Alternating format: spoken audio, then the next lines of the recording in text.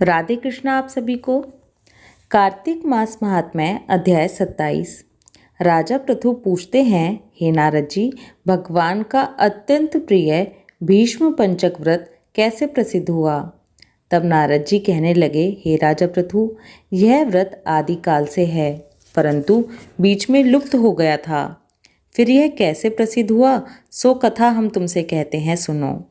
श्री कृष्ण जी ने भीष्म जी से इस व्रत का वृतांत कहा। तब सर्वप्रथम भीष्म जी ने इस व्रत को किया। इसी कारण तभी से यह व्रत भीष्म पंचक व्रत के नाम से प्रसिद्ध हुआ। हे राजन, भगवान श्री कृष्ण जब पांडवों की ओर से दूत बनकर कौरवों को समझाने गए तो सबसे पहले वह विदुर जी के पास पहुँचे। विदुर जी ने उनका अत्यंत आदर सत्कार किया। फिर श्री कृष्ण जी भीष्म जी के पास गए। वहां जाकर कुशल क्षेम पूछने के बाद श्री कृष्ण जी ने अपने आने का संपूर्ण वृतांत भीष्म जी से कहा। तब भीष्म जी कहने लगे, हे भगवान, त्रिलोकीनाथ होते हुए आप पांडवों की ओर से ही दूत बनकर क्यों आए? आपका पांडवों के साथ इतना प्रेम क्यों है? तीनों लोग आपके वश में हैं।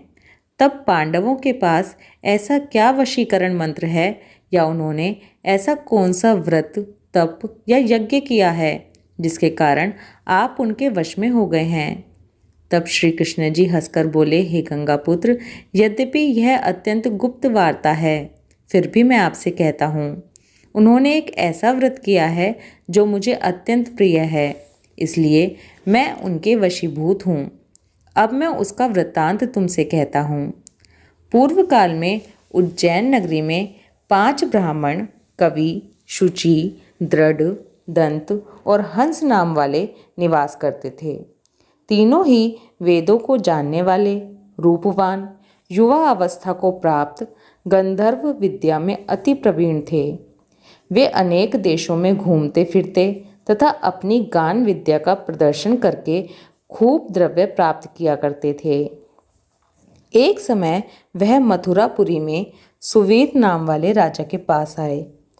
संगीत कला में निपुण होने के कारण उन्होंने राजसभा में जाने की इच्छा प्रकट की। वह 4 दिन उपवास करते रहे और अत्यंत पवित्र थे। यमुना जी में स्नान करते रहे।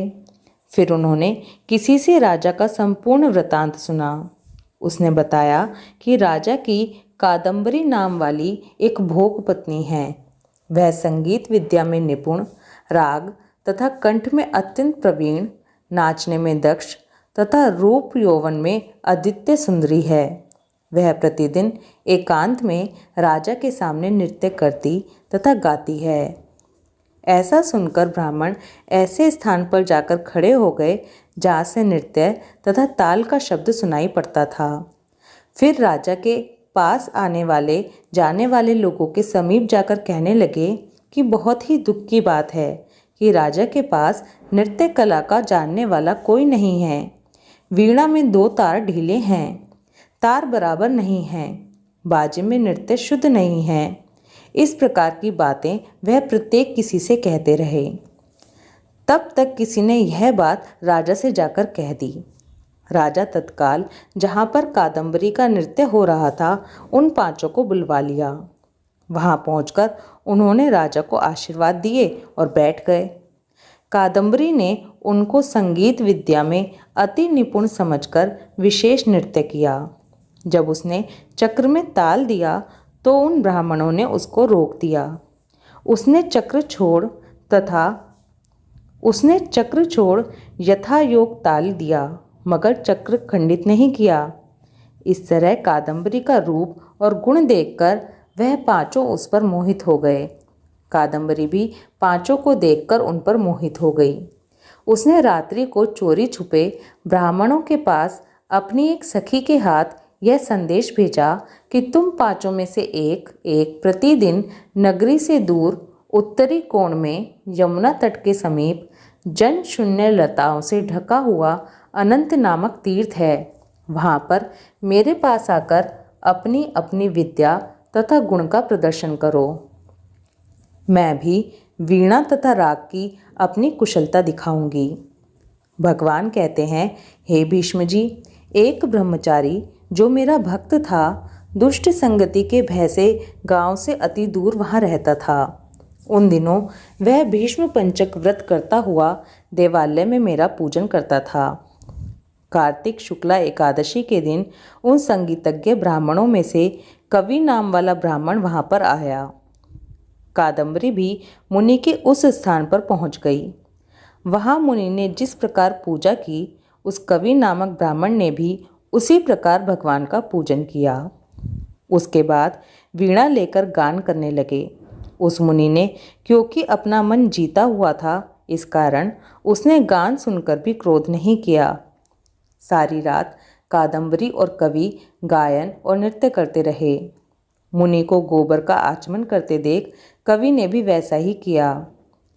प्रातःकाल होते ही कादम्बरी राजमहल में पहुंच गई। मुनि की संगीत से उसके समस्त पाप दूर हो गए। इस कारण द्वादशी के दिन कवि अपना समस्त द्रव्य दान करके विरक्त हो गया। दूसरे दिन शुचि आया।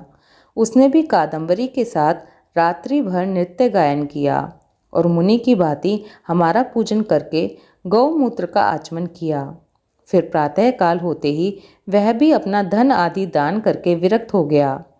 उसने निश्चय किया, जिस प्रकार कादम्बरी के नृत्य गायन व रूप को देखकर मुनि का मन चलायमान नहीं हुआ, उसी प्रकार मुझे भी अपने मन को वश में करना चाहिए।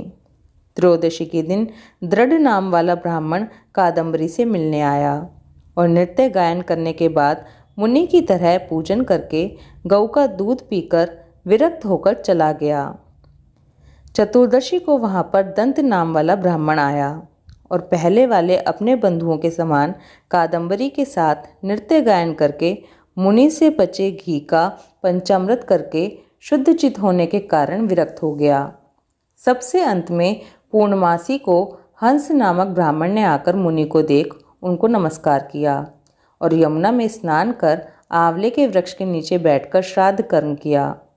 भगवान कहते हैं, हे भीष्म जी, कार्तिक के महीने में हमारा पूजन तथा दान पुण्य करने से करोड़ों यज्ञों का फल प्राप्त होता है।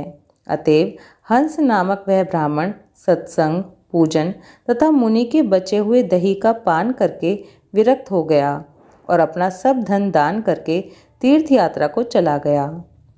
उधर राजा ने मंदिर में कादम्बरी के जाने का समाचार सुनकर उसे महल में बंद कर दिया, जिससे वह मंदिर में ना जा सकी। कार्तिक मास में हमारे सामने नृत्य गान करने के कारण वही कादम्बरी द्रौपदी हुई तथा हंस नाम वाला वह ब्राह्मण आंवले के वृक्ष के नीचे श्राद्ध आदि करने से युधिष्ठिर हुआ। एकादशी के जागरण के कारण कवि अर्जुन, शुचि सहदेव, दंत नकुल तथा दृढ़ नाम वाला पराक्रमी भीम हुआ। हे भीष्म जी, वस्तुतः इस व्रत के प्रभाव से ही मैं पांडवों के वशीभूत हूँ।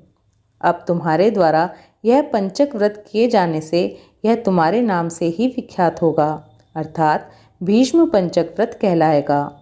इस व्रत के अंत में ब्राह्मणों को भोजन कराकर यथाशक्ति दान दक्षिणा देनी चाहिए। कार्तिक मास महात्म्य अध्याय 27 समाप्त। ओम नमो भगवते वासुदेवाय। राधे कृष्णा।